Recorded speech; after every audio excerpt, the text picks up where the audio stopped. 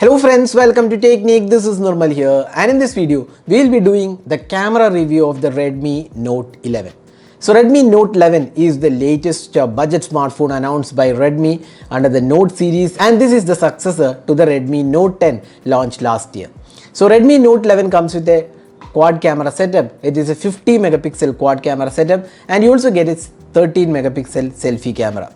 So let's see how good the camera experience is on this device. So before getting into the camera review, if this is your first time on this channel, do hit that subscribe button and also hit the bell icon to get notified of all the videos we publish. So let's begin the camera review of the Redmi Note 11. So before going into the camera samples, first let's have a look at the hardware offer.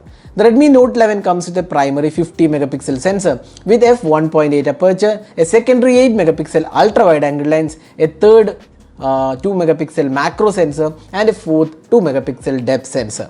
The front camera is a 13 megapixel shooter with f2.4 aperture. So let's find out how it performs in this segment.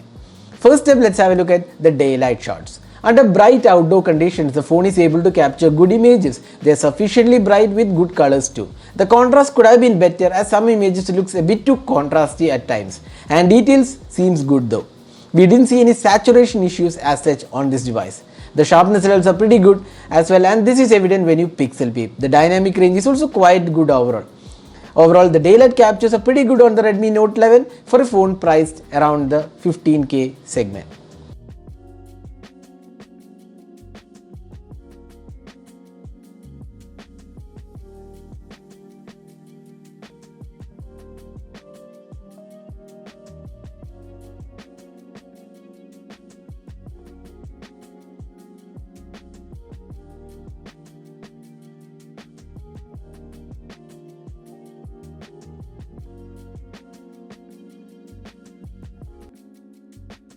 Now moving on to the 8 megapixel ultra wide angle lens, it also produces decent results. In fact, the colors are mostly similar to the primary lens, but of course the sharpness levels aren't as good as the primary shooter for obvious reasons.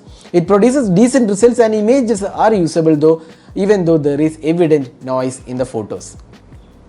Now moving on to the close-up shots, it once again produces good results overall with vibrant colors, and even the sharpness levels are good. The brightness levels could be a tad better here.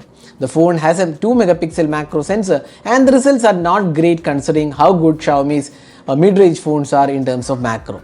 The details are not great, now the color reproduction and sharpness levels are great. Overall, the macros are underwhelming coming from Xiaomi.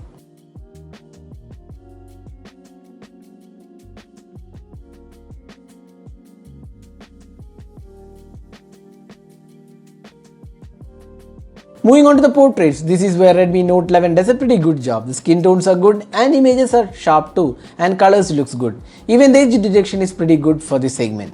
Overall, we like the portraits on this device. Now moving on to the low light images, under indoor lights or with artificial lights, the results are quite decent and produces decent sharpness levels too. The noise are kept under control. But when you turn on the night mode, there is aggressive noise and results aren't great though.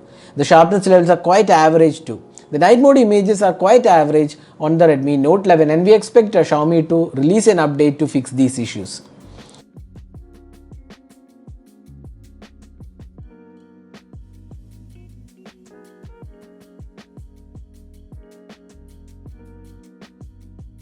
The 13 megapixel selfie camera produces good results. The colors are quite good and so are the skin tones. The dynamic range is also quite decent on the Redmi Note 11 selfie camera. The phone also comes with portrait mode for selfies, and here the edge detection is fairly decent, although there are misses when there is a complex background.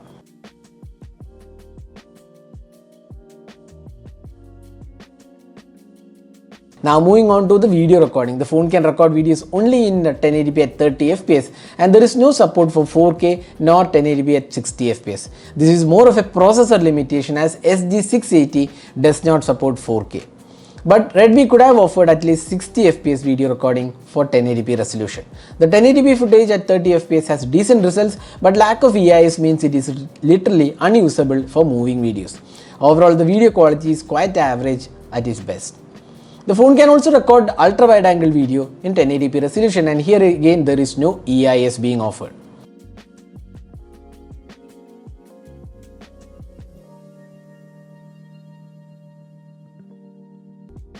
The slow motion videos shot on these phones came out quite average, and you can see a lot of noise as well.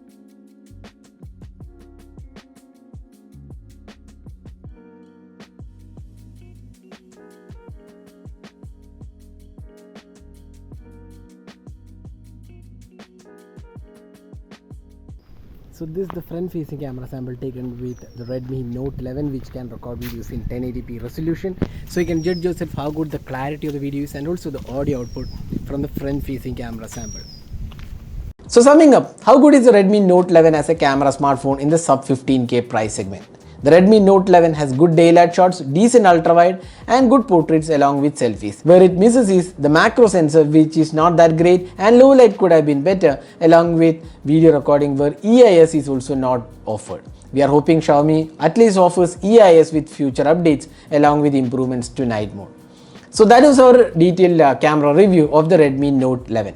So what do you guys think about the Redmi Note 11? Is it really a successor to the Redmi Note 10? So do let us know in the comment section. This is Normal signing off with the camera review of the Redmi Note 11. Hope you enjoyed watching this video. Do hit that like button and also hit the subscribe button for more videos. Thanks for watching. Hope to see you in our next video. Have a great day.